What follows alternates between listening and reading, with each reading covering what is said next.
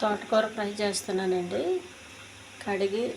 శుభ్రంగా కడిగి కోసి పెట్టుకున్న తోటకూర అండి. వాటికి కావలసిన మినపప్పు, ఆవాలు, జీలకర్ర, కొంచెం ఉప్పు, శనగపప్పు, వెల్లుల్లిపాయ, ఎండుమిర్చి, ఒక ఉల్లిపాయ, కొద్దిగా ఆయిల్. ముందుగా పెనం వేడి చేసుకోవాలి. కొద్దిగా ఆయిల్ వేసుకోవాలండి.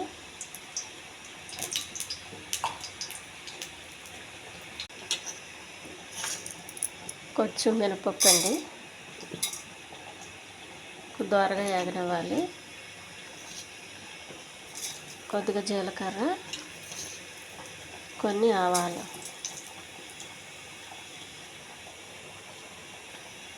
కొద్దిగా శనగపప్పు, వెల్లుల్లిపాయలు, ఎండుమిర్చి, కొద్దిగా ఉల్లిపాయలు అండి కోసి పెట్టుకున్నాము. ఇవన్నీ కొద్దిగా వేసుకోవాలి. కొద్దిగా ఉప్పు వేయండి. ఉప్పు కొద్ది తక్కువ వేసుకోండి, తోటకూరలో ఉప్పు ఉంటుంది. కావలసినంత తోటకూర అండి. ఈ ఎగిసిన ఫ్రైలో వేసుకోవాలి.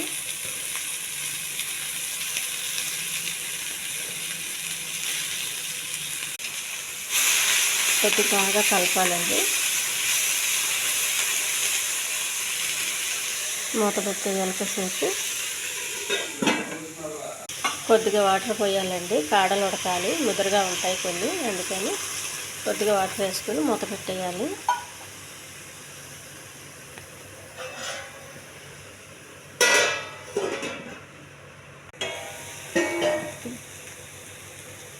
తోటకూర ఫ్రై రెడీ అయ్యిందండి. ఇది చాలా హెల్దీ తోటకూర అండి, హెల్దీ ఆకుకూర అండి. చాలా టేస్ట్గా ఉందండి. ఈ ఛానల్ నచ్చితే సబ్స్క్రైబ్ చేయండి, షేర్ చేయండి, లైక్ చేయండి. ఇది అన్నంలో చాలా బాగుంటుందండి. తోటకూర ఫ్రై రెడీ అండి. స్టవ్ ఆఫ్ చేయాలి. ఇప్పుడు ఈ కాడలు ఉన్నాయి చూడండి, కొంచెం ముదురుగా ఉంటాయి. ఇవి ఉడకడం కోసం వాటర్ వేయాలి, లేకపోతే వాటర్ వేసే అవసరం లేదు, ఉడికిపోతాయి. ఇది అన్నంలో కలిపి తినొచ్చండి, చపాతీ కూడా నంచుకోవచ్చు.